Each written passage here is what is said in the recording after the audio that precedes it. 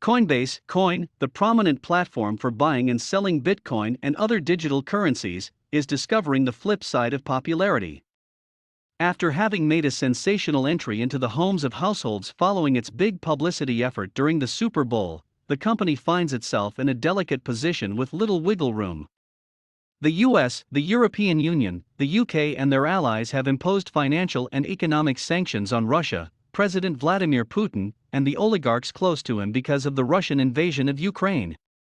The big traditional banks have joined this strategy, starving the financing of Moscow's strongman and his relatives to pressure him to stop his war in Ukraine. Faced with this financial strangulation, many experts say, the ultra-rich Russians and their families will transfer their assets to crypto to circumvent the sanctions. That's because the restrictions do not affect digital currencies, which are in essence beyond the reach of the authorities until and unless they are converted to dollars or other main fiat currencies. After plunging in the early hours of Russia's invasion of Ukraine, cryptocurrency prices have rebounded somewhat. Bitcoin, the largest cryptocurrency by market value, was recently trading around $41,281, according to CoinGecko. Prices had fallen to around $35,000 during the first Russian strikes on Ukraine. No surprise, then, that calls on crypto exchanges to block the accounts of Russian users have multiplied. They came from the Ukrainian authorities and from politicians like former Secretary of State Hillary Clinton, as Rob Lenahan from The Street wrote. "I'm asking all major crypto exchanges to block addresses of Russian users," Mikhailo Fedorov, Ukraine's vice prime minister, posted on Twitter on February 27.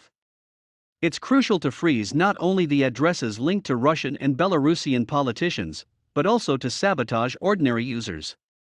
But so far crypto exchanges are largely resisting, breaking with the traditional finance that they intend to disrupt or even replace. They've responded in part, donating large sums to Ukrainians, but the pressure on them has not eased. In an attempt to contain the discontent, Coinbase chief executive Brian Armstrong, now seen as the face of the crypto exchanges, is stepping up to defend the position of his platform and reiterate what his peers have been saying for a few days. "We don't think there's a high risk of Russian oligarchs using crypto to avoid sanctions," Armstrong posted on his Twitter account. "Because it is an open ledger, trying to sneak lots of money through crypto would be more traceable than using US dollars cash, art, gold, or other assets."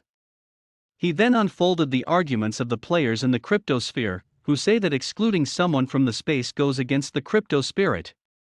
This approach advocates inclusion and rejects any discrimination linked to social origin, gender, sexuality, or nationality. "We are not preemptively banning all Russians from using Coinbase. We believe everyone deserves access to basic financial services unless the law says otherwise," Armstrong tweeted. While making clear that cryptocurrency has arguably become the go-to for many ordinary Russians as the ruble has collapsed, Armstrong nonetheless reaches out to the authorities. "If the US government decides to impose a ban, we will of course follow those laws," Armstrong said. But he warned, sanctions are a complex issue, and the situation is changing fast, so we'll keep working with law enforcement and governments, and we'll take more steps as needed. "We'll also of course keep working to enable crypto services for the people of Ukraine who are in need of help." Coinbase is the only publicly traded US cryptocurrency exchange. In recent trading, the stock was 3.6% lower, at $171.64.